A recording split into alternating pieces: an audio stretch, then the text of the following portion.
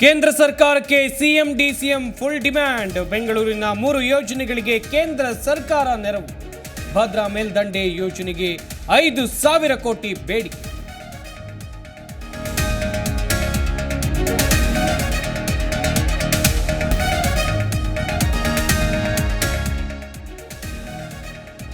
ದೇಶದಲ್ಲಿ ಹೆಚ್ಚಾಯಿತು ಕೊರೋನಾ, ಎಲ್ಲೆಡೆ ಢವಢವ.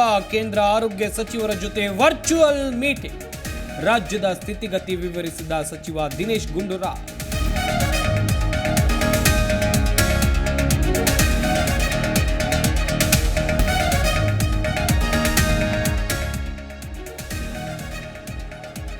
ಕ್ರಿಮಿನಲ್ ಬಿಲ್ನಲ್ಲಿ ಹೊಸ ಕಾನೂನು ಜಾರಿ. ಲೋಕಸಭೆಯಲ್ಲಿ 3 ಕ್ರಿಮಿನಲ್ ಬಿಲ್ ಅಂಗೀಕಾರ.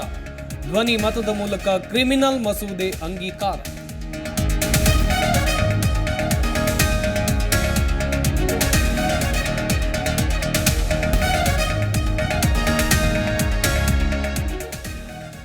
ಹಿರಿಯ ನಟಿ ಹೇಮಾ ಚೌಧರಿಗೆ ಅನಾರೋಗ್ಯ. ಮಿದುಳಿನ ರಕ್ತಸ್ರಾವದಿಂದ ಬಳಲ್ತಾ ಇರೋ ಚೌಧರಿ. ತೀವ್ರ ನಿಗಾ ಘಟಕದಲ್ಲಿ ಚಿಕಿತ್ಸೆ ನೀಡ್ತಾ ಇರೋ ವೈದ್ಯರು.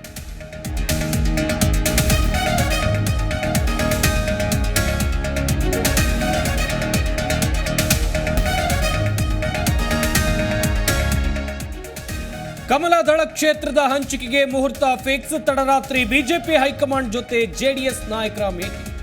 ನಡ್ಡಾ ಸಭೆ ನಂತರ ನಾಳೆ ಅಮಿತ್ ಶಾ ಜೊತೆ ಎಚ್ಡಿಕೆ ಮಾತುಕತೆ.